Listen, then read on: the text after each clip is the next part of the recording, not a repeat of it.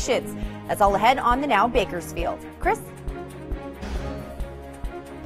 Let's check out our lineup here on the Now. We have seen a lot of food recalls lately, and a new report's confirming that they are up over the last couple of years.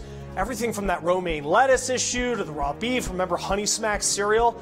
We're taking a look behind all of this, what changes need to be made. Also, we're talking about safe selling. A unique and visual reminder could be going up across the country after a man was killed just trying to sell a cell phone after he made a deal on an app that works a lot like Craigslist. And listen, free trials, they always sound great until we forget to cancel them, then you end up paying extra. We're going to tell you what one big credit card company is doing to help us out.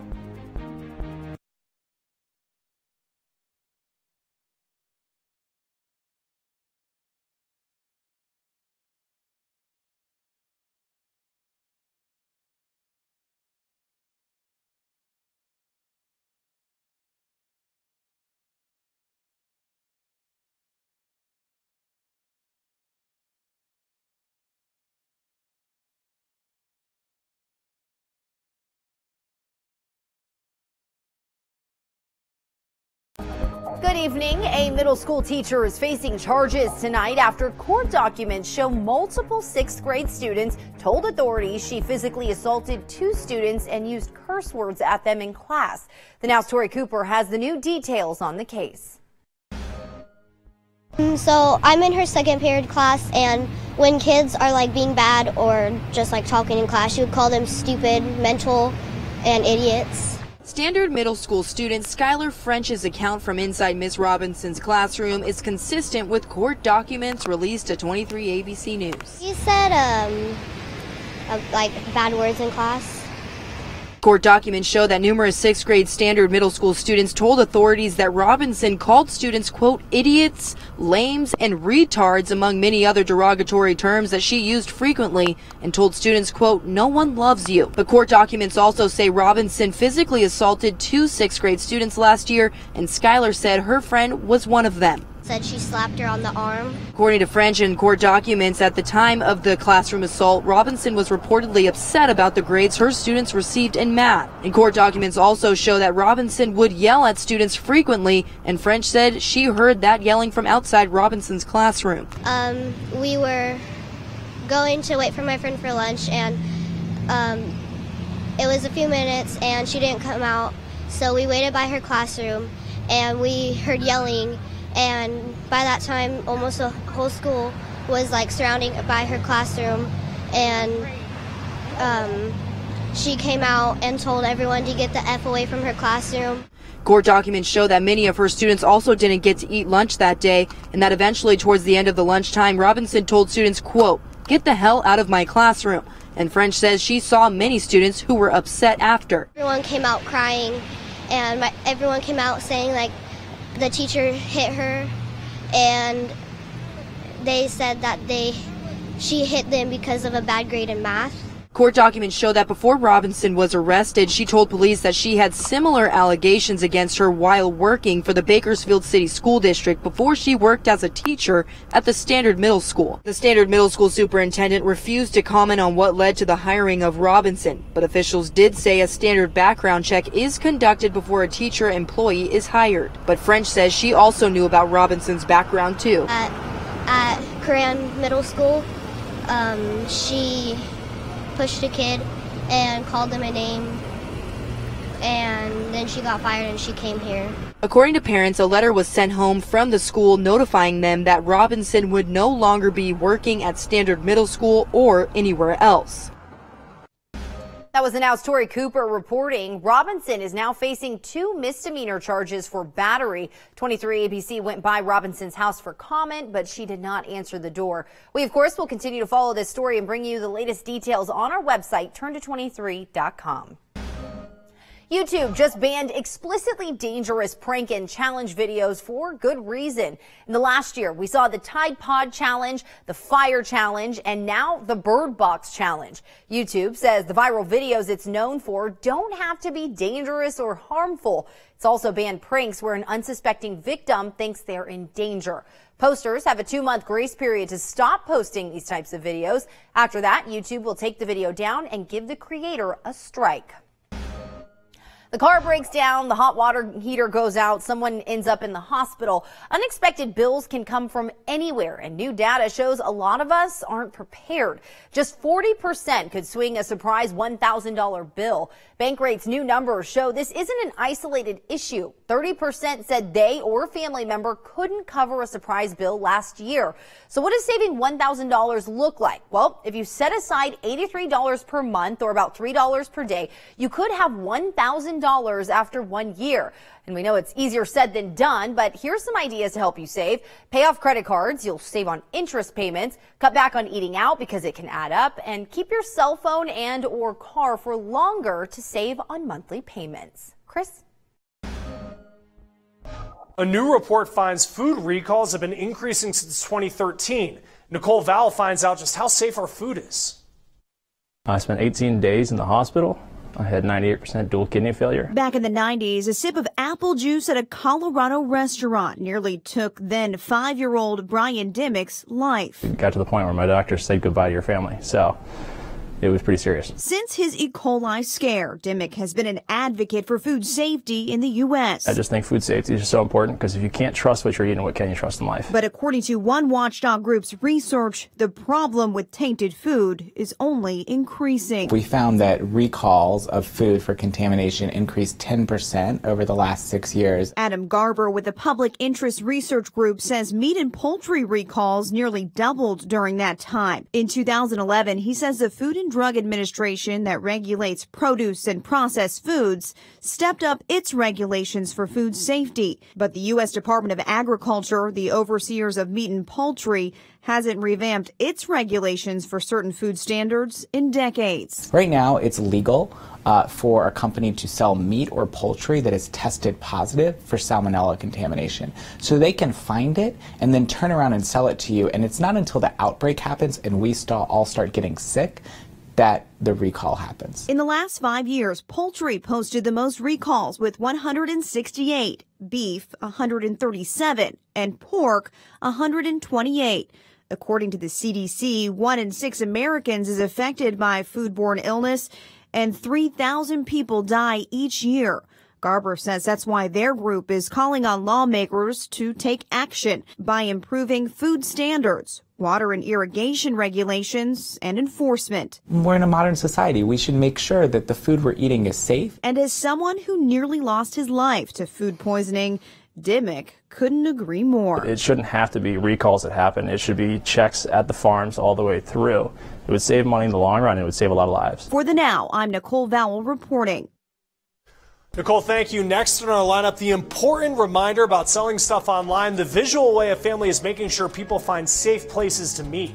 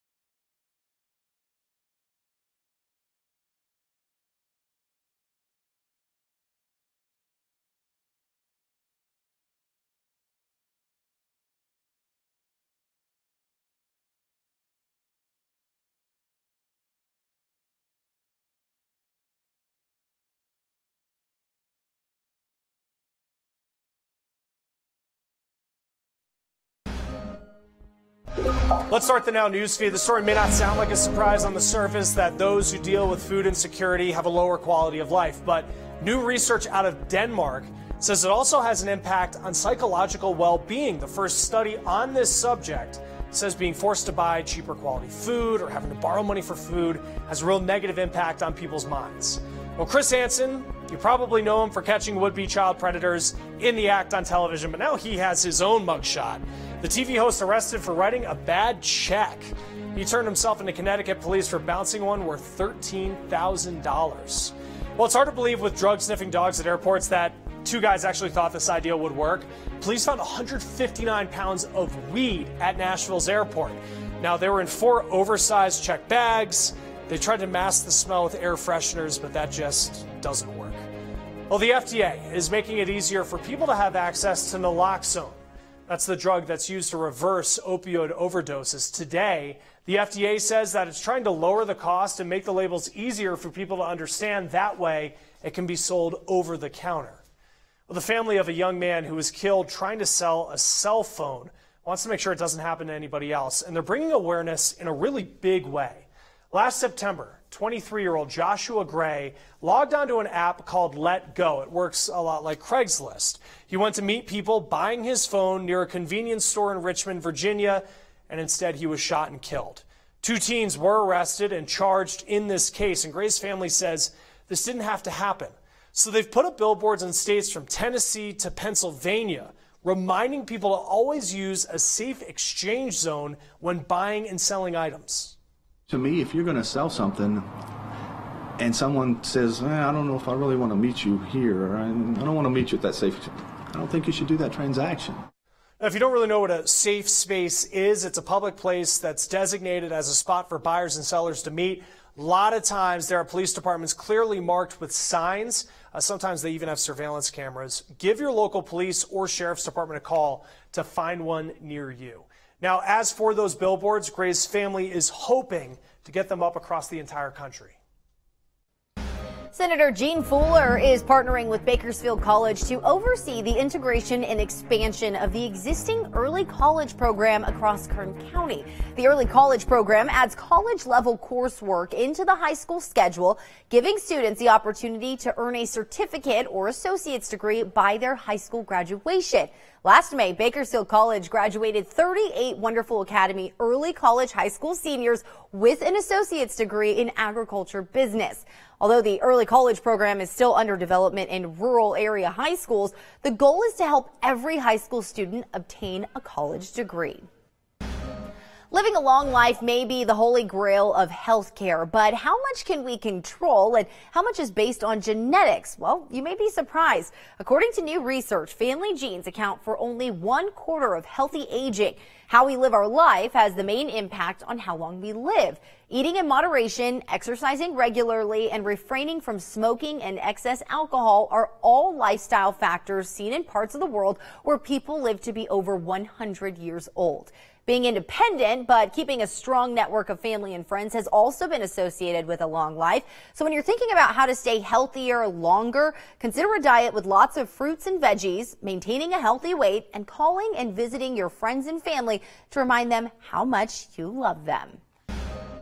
The next big dieting craze could be one that aims to not only improve your health, but the health of the planet. The Planetary Health Diet was developed by an international team of scientists. They say it can help ensure sustainable food production, reducing further damage to Earth, and the diet involves reducing sugar and red meat consumption by half while eating more fruits, nuts, and vegetables.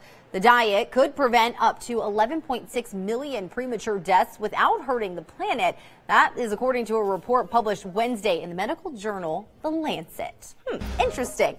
Well, all the fruits and veggies around Kern County got lots of water this week. My goodness, Allison. Oh, yeah. We were tracking an atmospheric river bringing soaking rain to the county earlier this morning. Then we saw some scattered showers throughout the evening. Bakersfield received more than 0.6 of an inch of rain, while Tehachapi was more like over 2 inches and 6/10. So very exciting. We're seeing some lingering showers across central California at this hour, but most of that system has pushed off to our east. So right now here in Bakersfield, looking at those cloudy skies and calm winds here. But as we move into our mountain and desert cities, that's where we are tracking those strong winds. That actually brings up a wind advisory for the Kern County desert. They could be seeing winds anywhere from 30 up to 50 miles per hour. And up near Ridgecrest, well, they're looking at a high wind warning. Gusts could be up to 70 miles per hour. That will be in effect until 10 p.m. That wind advisory until 1 in the morning on Friday. But thankfully, that does mean good air quality tomorrow with an AQI of 46. And there are no restrictions, but burning is discouraged. Now, temperatures are going to be down slightly from what we were feeling today, but then warming back up as high pressure dominates this weekend. But due to clearing skies, we do have the chance to see some early morning fog on Saturday morning as well as on Sunday morning. And then we're tracking our next system, bringing mostly breezy conditions. That's going to be dropping temperatures down to near seasonal. We haven't felt those in a while. And then high pressure moving back in next week with clear skies, more fog chances. And by next weekend, temperatures could be up to near the 70s. Then now Bakersfield will be right back.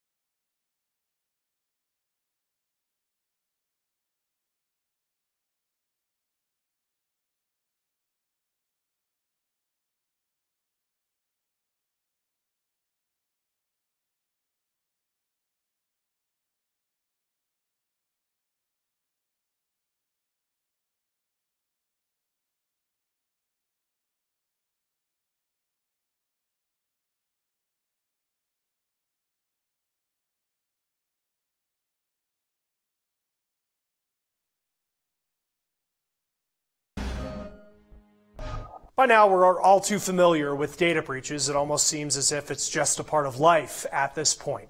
Apple CEO Tim Cook, he wants to do something about that, but let's face it, much of our data, it's already all across the internet. The Now's Chris Welch has how security experts say it's not to rein it in. In 2019, it's time to stand up for the right to privacy. That, according to Tim Cook, writing in an op-ed for Time magazine, that we as consumers should no longer put up with companies keeping our data and the apparent inability to control our digital lives. He says the federal government needs to step in, passing federal privacy legislation. Cook says we all have a right to know what data is being collected and why. He believes companies should make it easy for us to access, correct, and delete your personal data. I completely agree. I think the government should be doing something. Fred Knipe is CEO of CyberGRX, a firm that works to minimize cyber risks for companies. And he says he believes the notion of the government stepping in is a workable plan, and he thinks it will happen.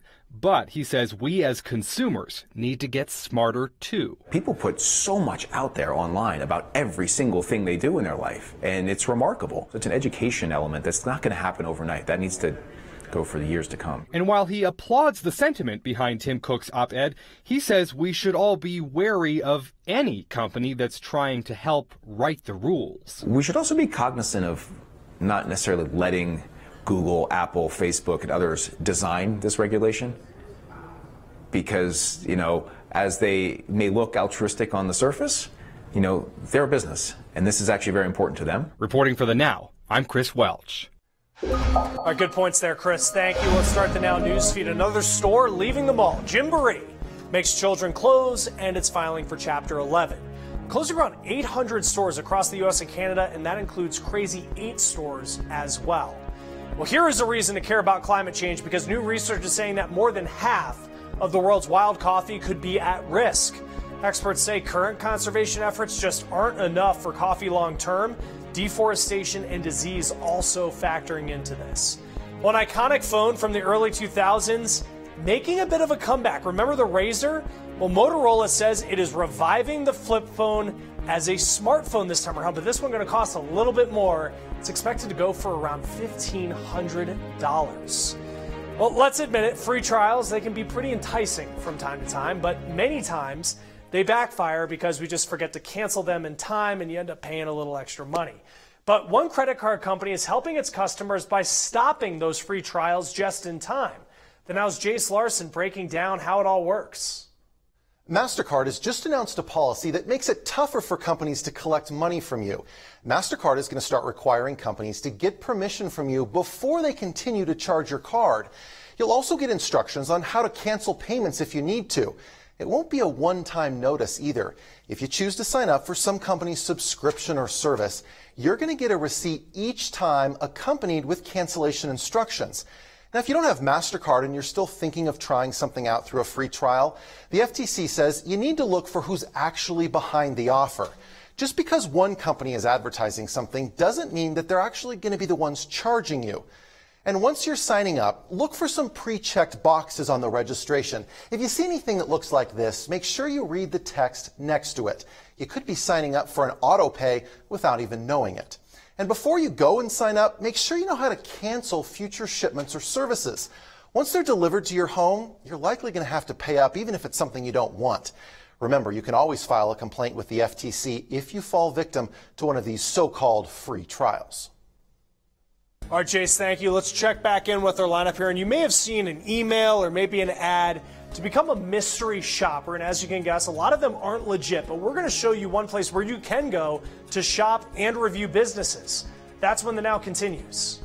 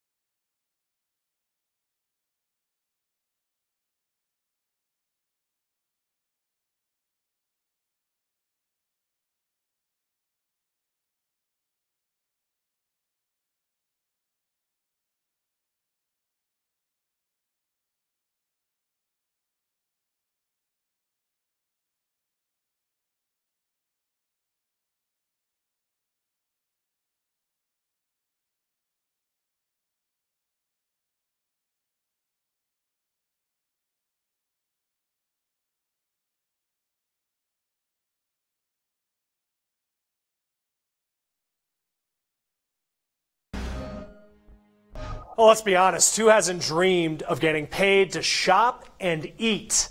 Mystery shopping, it's a legit industry and it's worth more than $1 billion, which is why the Better Business Bureau says it's a big target for scammers. Annie Taylor on how you can become a legit mystery shopper. First off, any secret shopper opportunity should be free, and you should never pay to shop. And beware of the cashier's check scam, where you're asked to cash a check that isn't real and send a portion of the money back. So you can avoid all that by going through the Mystery Shopping Providers Association. They have more than 140 U.S.-based companies that go through a vetting process and hire evaluators or mystery shoppers for all sorts of brands. It's free to register to become an evaluator, and you get access to a database of jobs you can search by zip code. If you really are serious about this, you could pay $30 and get a year membership that gives you access to mystery shopper training. Couple of things you should know when you sign up, though. You also go through a vetting process. You'll likely be asked to sign an independent contractor and a non-disclosure or confidentiality agreement. Then it goes before a review board. Now, the president of the Mystery Shopping Providers Association talked to us about the reality of pay. And the biggest thing about being a mystery shopper, there's always an allure. You know, you get a big screen TV by going into the store. You know, those kind of things don't typically happen. I mean, mystery shoppers will typically earn $15 to $30 on an average for an assignment. It's not like they're going to get paid $500 to $1,000 on something.